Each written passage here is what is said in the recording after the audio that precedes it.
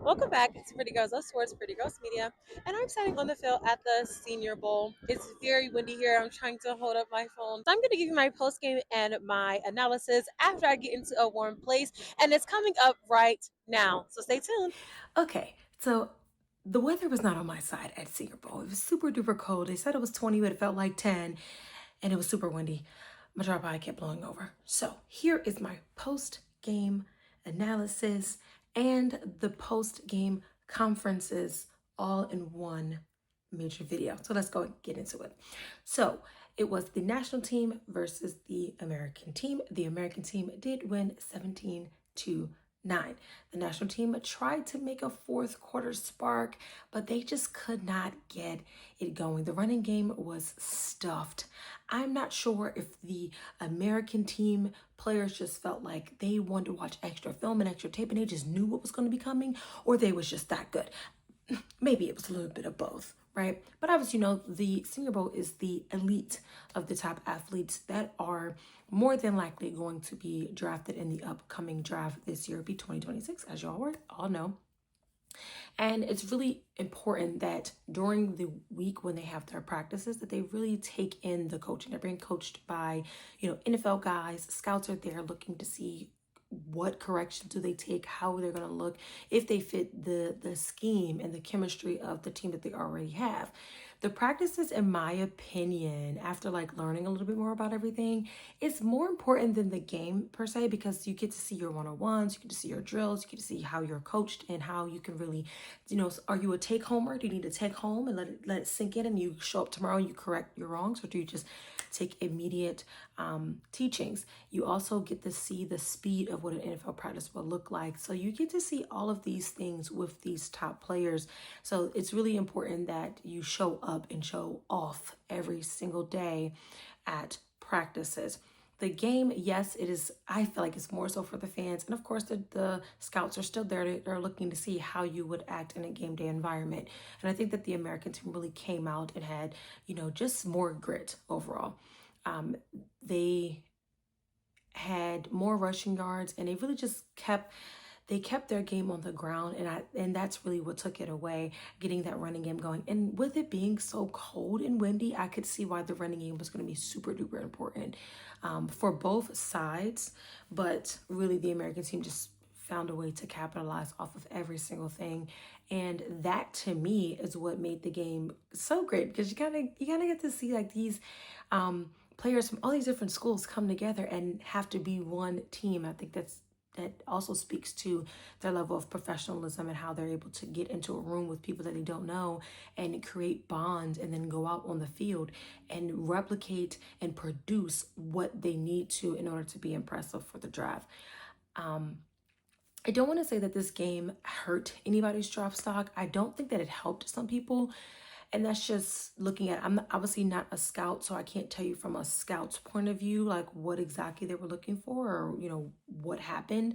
But I can just say, I don't think it hurt anyone, because both sides played really well. Both teams had members that really shined in their own way.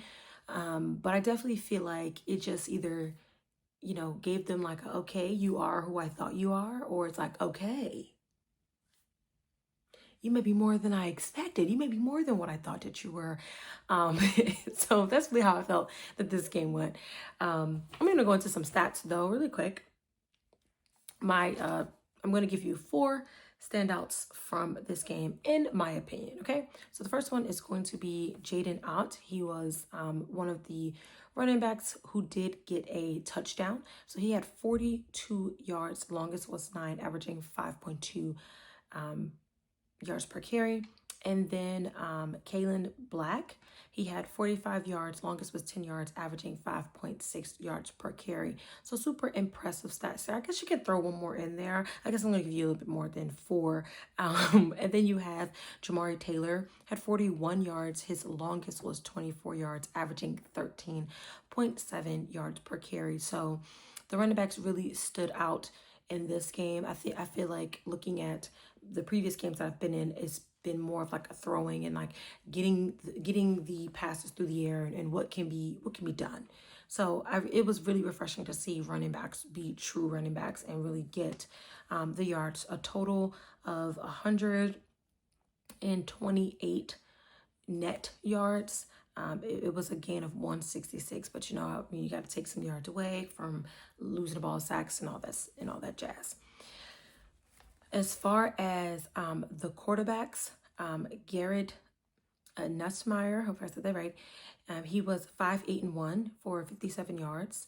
Longest was 19 yards, and he did not take any sacks. The other quarterbacks did take sacks, like Luke and Taylon. Both had sacks. And I think this just comes with just being a little bit more mobile, but I also feel like it probably came from being cold. And I don't want to blame the cold because, as we know, cold weather, it's football weather, you know? But if you're not used to it, you woke up and you're like, whoa, what is this? You know, possibly that's probably what happened. But I guess the standout player for the receivers would be Malachi Fields.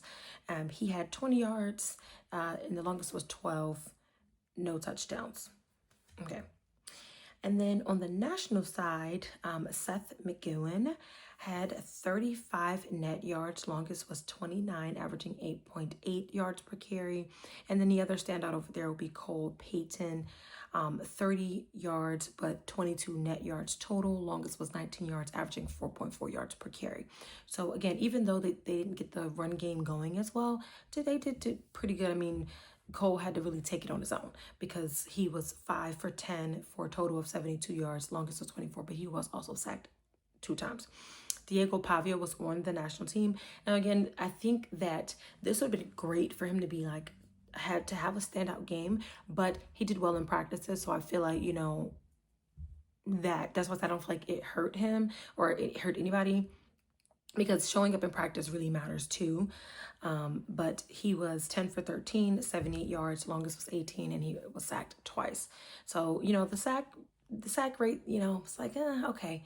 But 10 for 13 is really not that bad at all. And for the receivers on the national side, I would say that Donovan McCulley had 50 yards and the longest was 24 yards, no touchdowns. There were no like super duper flashy plays as well, like looking at the stats. And I know that when you look at that, you're like, ooh, these are not that great, right? But I just feel like there were no flashy plays in the game, and I feel like everybody was just as good as each other. So it just kind of made it like a really hard game. But the American team, like I said, did just show up super duper gritty and really gave us everything that we needed to give and everything that we needed to see. And I think that's what made it fun. To me. The halftime was performed by Southern University, the Human Jukebox. So I did an interview with their assistant director and the voice of the Human Jukebox. So check out that interview because that is a really, really good one. And now I'm going to transition to let you hear from one of the coaches from postgame to hear what he has to say about this game and about the future of these players. They have the NFL knowledge of schemes and execution of offenses. Coach, what do you think about these running backs? I thought they ran hard. I mean, I obviously the first look I had on the other team was today, but you know, part of it too, you're getting a feel of rhythm, and then you're kind of at the mercy of what's going on in front as well, as far as them being on the same page. So there were times during practice they all flashed, and I'd say they came to life today. They came to life today. It was really cool to see. You know, like the one that I've talked about before that I really had no information on because he hadn't played much was Jay Knott, and you know he ripped out. All did a great job of like finishing the run, having intent, trying to impose his will on the other side of the ball and all forward. Well, if you look at the box score from last year when I called the game, that was not a reflection of my coaching style. I threw the ball a lot, and I'm looking at it like, this year though, it was deliberate just because of the way the weather was, and we knew like a strength of our offense was our front, our offensive line, and so we felt like we get it going, and then obviously the rails followed behind, and they did a great job finishing. Yes, when you know that you're going to be dealing with a lot of cold weather, a lot of times teams will fall back on the running game. So you feel like you knowing ahead of time what the forecast would be, that was what you had to prepare for all the week. Yes, I agree. It was one that as the week went on, obviously we got here, and at first before we got here, there was a couple of days that rain was involved. I was like, okay, rain and wind, not great for an evaluation. Then it kept pretty consistent. Feels like mid-20s. Feels like mid-20s. All right, we got to make sure we got that mindset of running the ball. And Scotty did a great job of being intentional, execute that plan.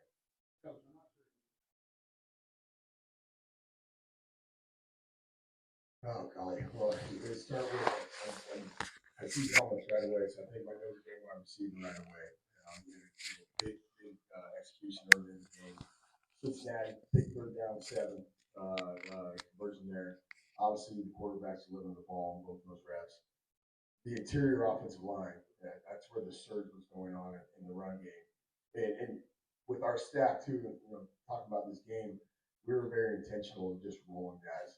Typically, you're dealing with like quarters, as far as rotating them. When you have 4 quarterbacks, it's usually first, second, third, fourth. And we didn't want anybody just being cold off the bench. They're waiting for the fourth quarter. So, in that regards, that's what we were trying to do there. So.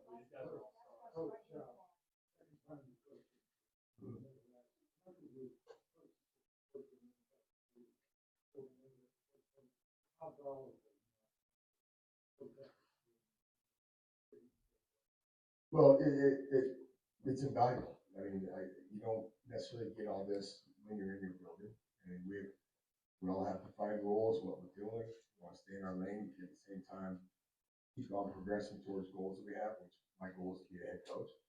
So this is invaluable to be able to jump in and not just call it or be the head coach for the game, but it's everything that's involved the week of the game. We want to make sure the players aren't sitting out in the field 16 minutes between introductions and the kickoff. So you have to be able to go to somebody, tell them, hey, we don't want to do that. Let's get out as a team. So they're out there only 4 minutes. Those are the things that you don't think of when you're an assistant coach because you're itinerary and you go. And that's just one instance. But that's the things that being in this role, it kind of opens your mind a little bit. You're not a tunnel thinker.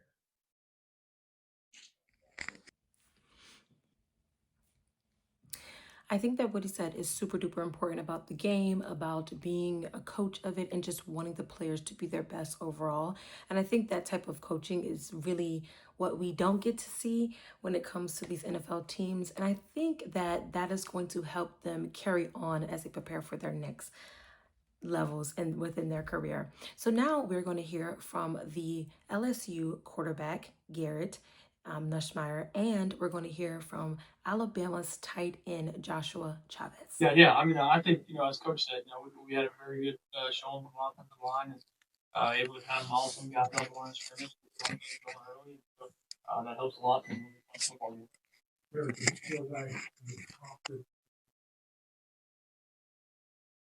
Yeah, well, I didn't come here to prove anything. I just wanted to come out here and show that Garrett Nussmeier at his best in nothing. So, just again, thankful to have this opportunity.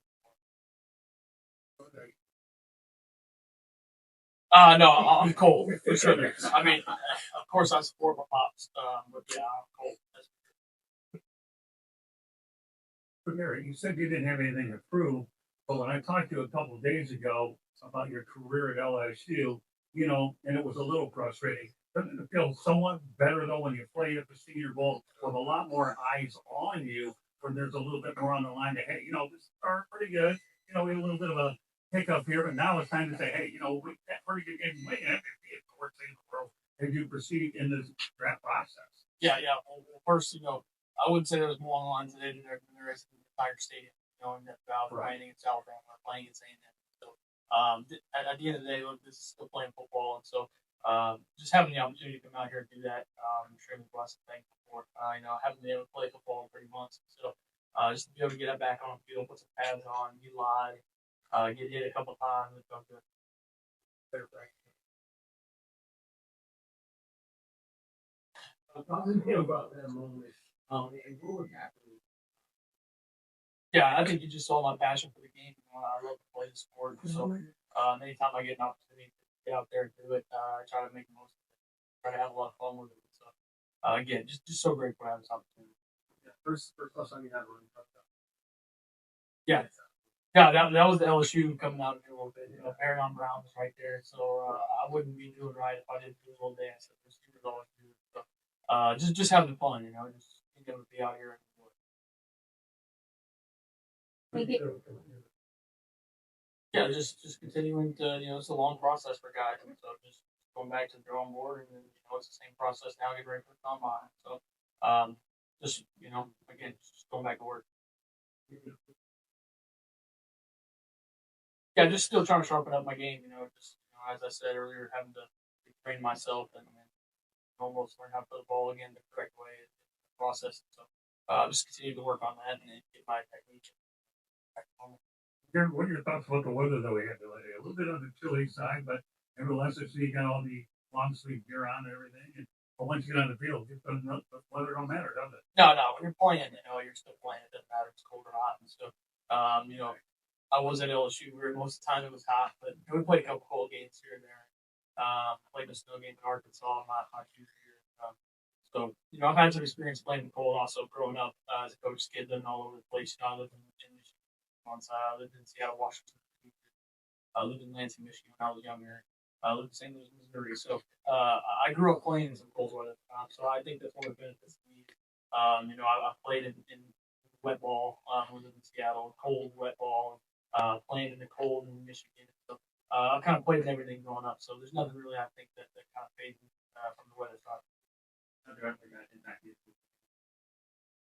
Oh, it was awesome. Getting to know so many different guys from so many different schools and guys who are all elite players. Everybody here was good. Everybody here, is top of our class, and that's why they're here. Just getting an opportunity to get to know those guys. And a lot of times you see guys on TV, you don't know them as a person, you don't know what they're like, and so getting to know them on a personal level was a lot of fun.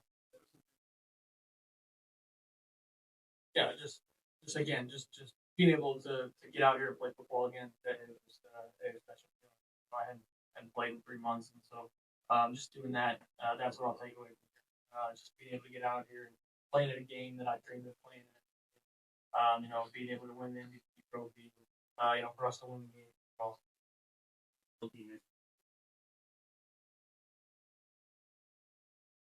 Yeah, it was awesome. Obviously I've known him for a while. Me and my dad the last couple of years. So, getting to work with him and being hands on with me was a lot of fun. Very grateful coach and had a great experience. Hey Garrett, what's the message to the team that's watching? Yeah, as I said before, I'm not trying to prove anything. It's just that a full LB and a Garrett Nussmeyer did best is enough, and so that's really all I'm trying to do. I appreciate it. God bless. Freezing. I'm still shivering. I'm not gonna lie to you.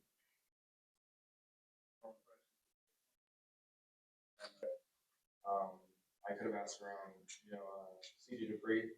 He played mid last year. But, obviously he's playing for something a little bit bigger than all of us right now, Super Bowl. So congrats to him. So I didn't want to bother him all that much. But I kind of came in open-minded, and playing in front of all these Alabama fans, I was kind of getting swarmed during the week after practices and after this game too. Just feeling really grateful for my time in Alabama and being able to play one last game there.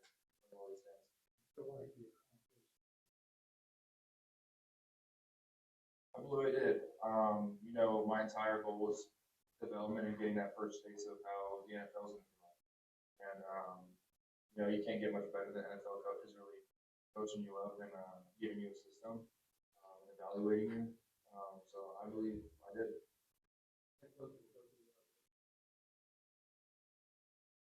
Throughout the week, just kind of like appreciating like what you did throughout your entire career, and just kind of like telling you, like that process is gonna have to change a little bit, because ultimately the NFL is a business, and they're evaluating you, and you're here because of the work that you've put in thus far. but I mean, you're gonna realize real quick that there's levels to everything. And I mean, they kind of pointed out to you pretty quick, I mean, the little details that go into everything, your steps, where your hands need to be, where your eyes need to look, things like that. So it's like throughout the week, just kind of tightening up everything like that. And that's just some examples of like what the coaching was like. Let's talk about the coaching that you experienced from your existing coaching staff. How much were you able yourself personally to gain by what they were able to do? Obviously, they had a lot of people that had to work coach on, but did you really like this particular coaching staff? And were they able to teach you certain things that you didn't know going into this? I really did like this, my coaching staff, my college career. I was going into my third year with Coach DeBoer and Coach Sheridan, my second year with Coach Ellis, and I was comfortable enough to kind of go up to them and ask questions whenever I needed to. And that's ultimately their goal, was to kind of get you comfortable enough so you could ask questions, so you could get that development from them. Because I mean, those college coaches, I mean, they're ultimate ball knowers. You know what I mean? Like they're there for you to pick their brain and ultimately get better and get developed. And you can't do that without asking questions. So the first step in their process is kind of get comfortable within the system and with the college coaches, so you can thrive in the system. You say about maybe the sort of not as obvious parts of your game, maybe getting out blotted on screen, making plays on special teams, getting your hands dirty. Yeah, I mean that's something that I put so much emphasis on in that offseason from 2024 to 2025, and it really showed in that 2025 season just kind of how much work that I did in the dark, and ultimately all that came to light. And I mean, like back to your question earlier, just kind of asking coaches and being comfortable enough, telling them like, hey, what do I need to work on? And they're giving me parts of my game. Obviously, one of them was run blocking and perimeter blocking and things like that. So that's something you just pour all your time into. And you don't just wake up a good blocker overnight. It's just something you need to work on and chip at every single day. And that's what fall camp's for. That's what spring ball's for. That's what all this is for. And, you'll be ready during season. So thankfully, it worked out for me and my process. So after this game, now we have this pro days, the combine, and then the draft. This is out of the way. Where do you go from here? Do you feel you gain a lot of confidence from what you accomplished here at the Senior Bowl in terms of level super and ultimately the draft and on the draft phase and what goes on the medals? Yeah, a lot of the work thus far has been really, really great. But now you kind of go back to training for the combine and things like that for pro day. But I feel like here I made so many good connections, and this entire week is about kind of getting your foot in the door with all these coaches and all these NFL interviews, and kind of seeing how it works, so you can be comfortable next time at the combine, at the pro day, just kind of interacting with all these these NFL coaches again. But I feel confident with what I did here and my connections, and going forward, I feel as though I put myself on a good path.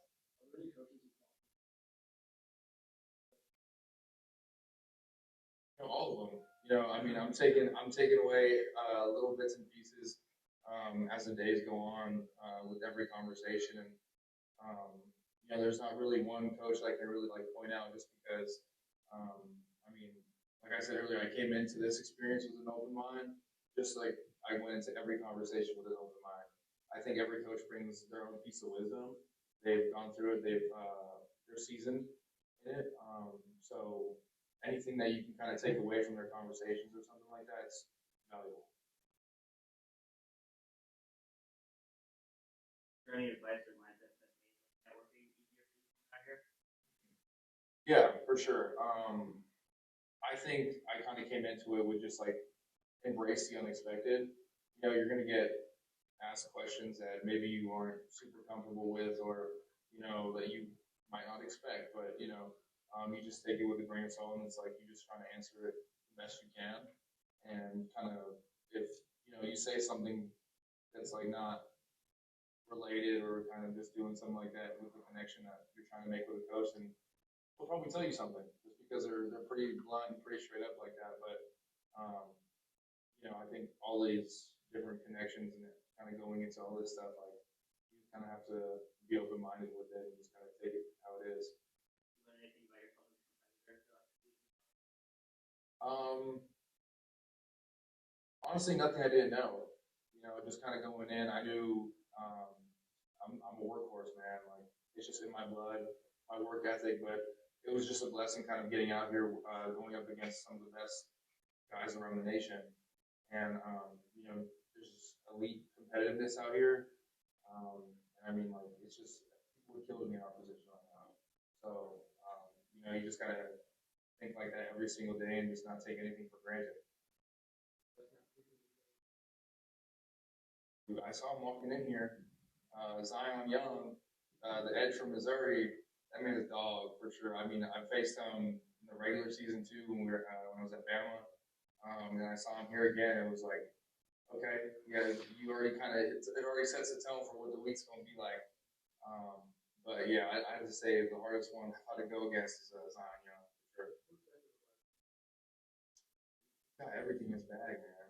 I mean, he's got speed to bull. He's got chops. He got spins. He got everything. I mean, he can drop into coverage. You know, he's the full package. I mean, he's just a great competitor all around. Josh, are there any particular receivers that you grew up as a kid that you idolized and you like to take aspects of their game so that you can kind of make it part of your own? You know, kind of growing up, I believe it or not, I didn't really watch sports. I was more just kind of go out there and do it. I mean, it was easier to ask me the question like, what sports didn't you play? I was playing baseball, I was playing basketball, I was playing tennis, water polo, you name it. I was just out there doing it. So I wasn't really just kind of sitting around watching stuff on the screen. But you know, now I'm looking at guys like Sam Laporta and George Kittle and Kate Otten as like a full kind of like that every down tight end. You know, Laporta has that finesse to him, that route running ability, and then George Kittle just has that aggression and that kind of just willingness at the point of attack. And then obviously just Kate Otten, just kind of the full package too, just kind of can do everything. Funniest guys this week? I mostly interacted with a bunch of my tight end fellows. Kind of got out there a little bit, but Ted Hurst, he's a funny guy too. I'm actually training with him in Fort Lauderdale, but he's hilarious. I mean, like anytime he's around people, where you know, like people are always laughing, and I mean, I probably have to say Ted Hurst.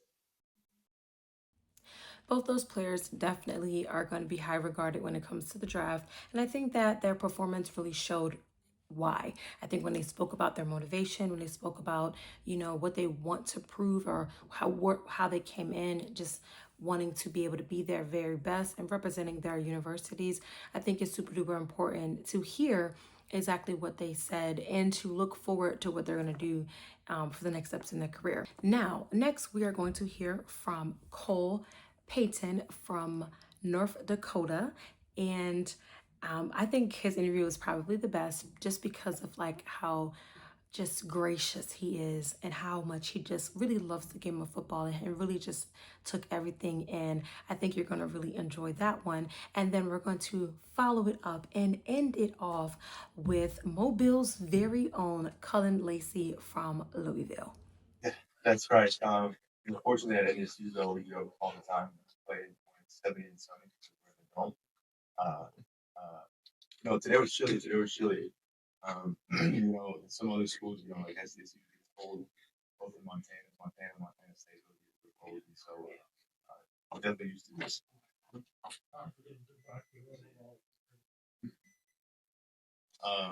It was just an honor to be here, to learn, to grow, to get to know guys.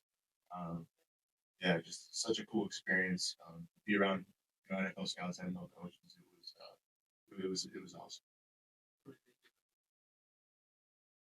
I think at this level, you got to play the game really, really fast, especially at the quarterback position. So, just a thing that comes to mind that Coach Wardell was always talking about this week. Don't get stuck on your front side progression. Like you see today, I got sacked a couple of times. And these big cats on the edge will get around fast. You got to move on. You got to make decisions quickly. So, something I'll definitely take away from this experience. Yeah, for sure. And then throughout the course of the game, obviously, I took a couple sacks the first drives I had. And then obviously, we were in like 2-minute run at the end. And so just getting through my progressions as quick as possible.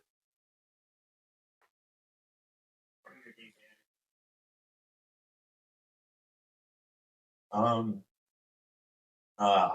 I'm not a super big like rah guy. Like I don't need some loud crazy music to get me going. Um, I didn't do it today, but throughout this last season, I was listening to some Kodak Black. I won't lie. Before the game, I was always listening to some Kodak before the game. Today was I just changed it up a little bit, just kind of and then showered, sleep, got a good breakfast in, went through the script again, went through the ball part again, and just kind of stayed my routines, stay locked in, stay present. Um, no, just we get a huge group of guys from uh, a whole ton of different places, different teams, different backgrounds, different cultures, and then be able to go out there and lead a huddle, command a huddle, lead a team, motivate a team. It's special, you know, and what we accomplished. I mean, you should have seen us. We had our first walkthrough. I think it was Monday or Tuesday, and it was kind of a shit show, for lack of a better term. And just to see what we accomplished every single day, and with a new coaching staff, it's a pretty cool experience. So let's talk about the history of the Senior Bowl itself. They have a rich history of producing a lot of good players.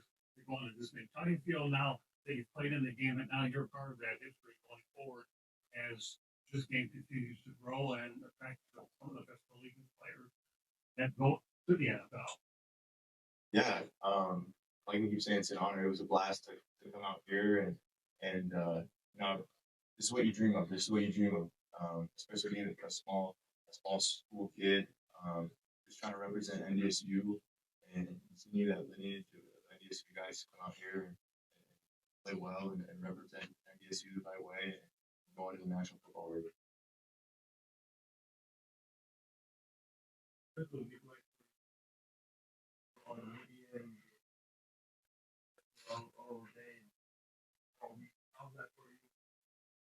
It can be a lot at times. You know, our schedule is super packed. You know, with the NFL interviews, media obligations, um, but a blast. Super cool opportunity, super cool experience, and it's preparing us well for the next level. Because it's part of our job. It's written in our contract, and so just another cool experience and good practice for more to come.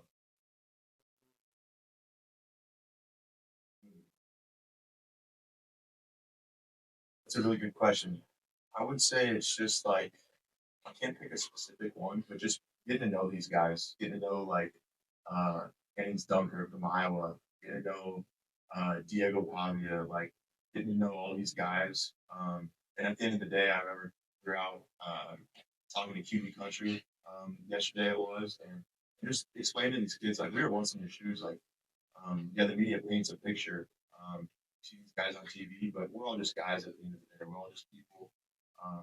Yeah, we can do some pretty cool things on the football field, but we're all just people. And so it's really cool to get to know guys off the field, you know, hang out with those guys. And so I think a culmination of getting to know these guys and their personalities was the highlight of my week. Yeah, I mean, he's a character. He's a character, but he works his butt off. Like, um, he's a playmaker and just cracking jokes with him and hearing stories, sharing stories. And he's a really cool dude, good dude. So character for sure though.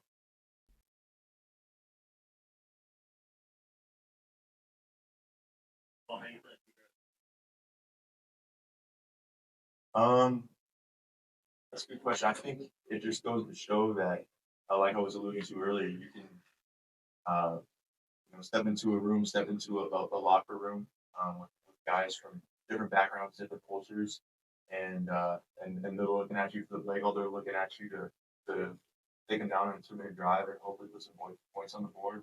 Um, and that's what's so cool about the game of football. It's the ultimate team sport. That's what Coach Everett would always say. It's the ultimate team sport. So getting to, you know, hopefully guys will be great practice for leading an NFL team one day. A lot of energy here.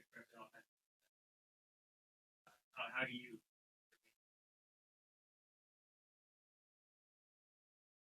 it's just kind of always been my MO. I've always kind of found myself in being level headed. I get high, I get too low.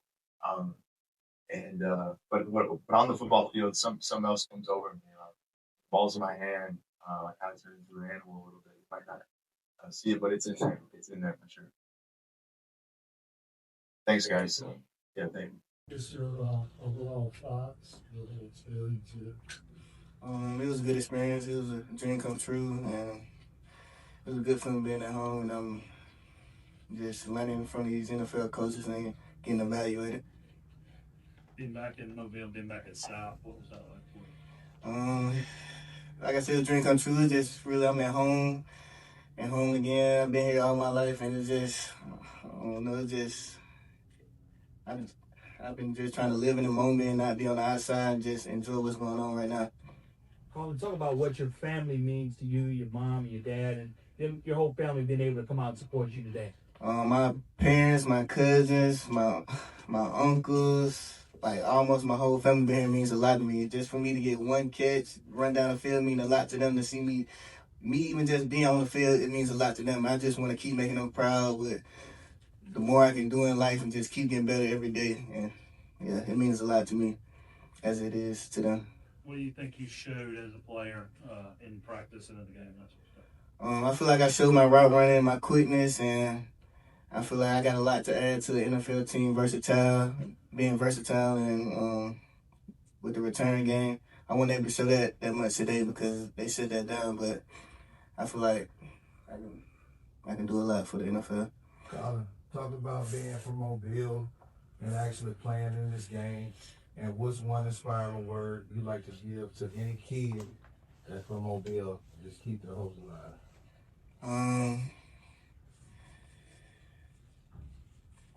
I say just believe in that you can do anything. You can do anything. I'm 5'9", 5'10", undersized. Man, a lot of people doubting me, but it's just what you want to do. It's what you want to do in life. If you're going to put in the work, you're going to do extra hours, you're going to do what everybody else is not doing. You just really just got to do it yourself, bro. It's just something that got to be in you and something you got to want for the betterment of you and your family. What did you learn from Coach Jeff Rome? Heck of a coach, and certainly an even better person. He's a good person. He's just, I feel like I learned to be a pro around him, just straight business, just get my job done, and just make sure I'm in the right spot, just being a great pro, I say. What type of legacy are you trying to build? The best legacy I can, just me being the best man I can, me just keep improving and being the best I can, not stopping until I just can't go no more. I'm going to keep going until I can't go. Do you have any friends in the NFL that's helping you as you prepare for this room? Yeah, I say Jalen Tover, he's a good friend. Jacorin Bennett, I talk to both of them a lot and just ask them questions all the time and just seeing what I got to do to bring longevity in the league and just contribute and make teams better. What's some of the advice you get from? Just being consistent every day. Like when I wake up, when I go to practice, and how I am on the field, just being very consistent.